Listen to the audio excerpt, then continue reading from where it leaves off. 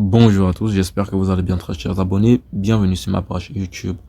Mais avant de commencer, je vous invite à vous abonner et à activer la cloche de notification pour ne rien manquer des prochaines actus. Et surtout, ça fait plaisir et ça aide énormément au référencement. Aujourd'hui, ce qui va nous intéresser sont les arguments. On s'en fout du reste. L'introduction, le développement, la conclusion, on s'en fout. Nous, ce sont les arguments. Ok. Ici, quels sont les arguments à mettre en valeur lorsque nous avons un sujet qui traite de la connaissance d'autrui? Comme le sujet que nous avons sous les yeux qui dit, est-il possible de connaître autrui?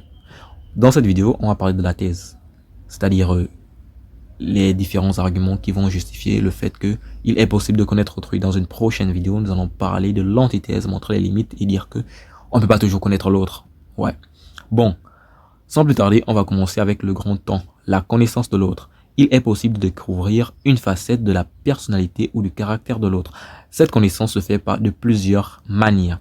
En petit A, qui est l'argument 1, on va dire la connaissance de l'autre par analogie. On nous dit, on parvient à connaître les autres en se mettant à leur place et en les identifiant à nous.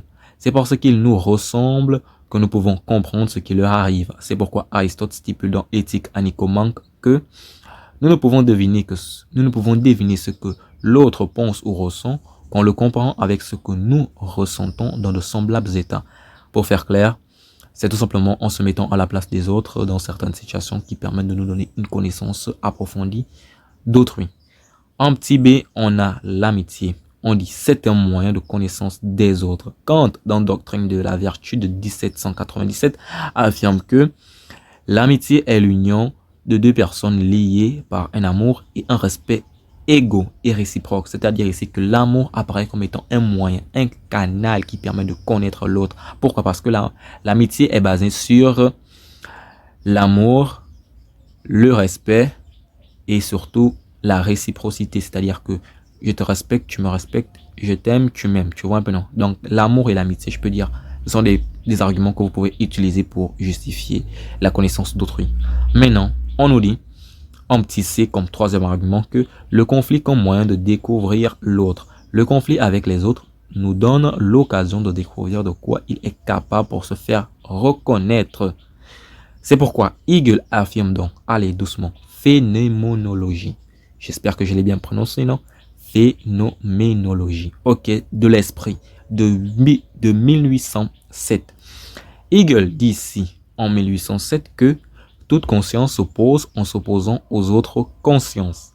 C'est-à-dire que ce n'est que lorsque nous sommes en face d'un individu qui s'oppose à nos intérêts qu'on arrive à connaître ou bien qu'on arrive à avoir une meilleure connaissance d'autrui, parce que il va nous montrer un caractère peut-être qu'il ne nous avait pas encore montré auparavant, ce qui fait que dans le conflit, on reconnaît les vrais amis, on montre les vrais visages. Ok. Maintenant, en petit D, qui va être le dernier argument, l'adversité nous dévoile le visage de l'autre. Dans les situations difficiles ou encore les moments d'infortune de la vie, on peut véritablement jauger la sincérité et l'intégrité des autres. C'est pourquoi Descartes dit ou écrit dans les Passions de l'âme de 1649 que la pitié est une espèce de tristesse mêlée d'amour envers ceux à qui nous voyons souffrir quelque mal duquel nous les estimons indignes. C'est pour dire ici que lorsqu'une personne souffre, ce n'est qu'en le comparant à nous, c'est-à-dire on se met à sa place, essayer de voir un peu ce que nous ressentons à la place, ce qui va créer un sentiment de tristesse mélangé à l'amour envers ceux que nous voyons souffrir. C'est ça.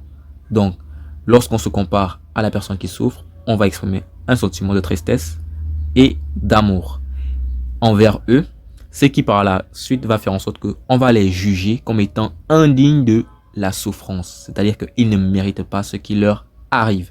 Ok. Je pense que c'est la fin de cette vidéo. J'espère que vous avez compris. N'hésitez pas en commentaire et surtout, mettez le petit pouce bleu. Ça fait plaisir et surtout, ça aide énormément. Ça m'encourage. Merci. Je vous dis à très bientôt et surtout, portez-vous bien. A plus, c'était Terry Quintana.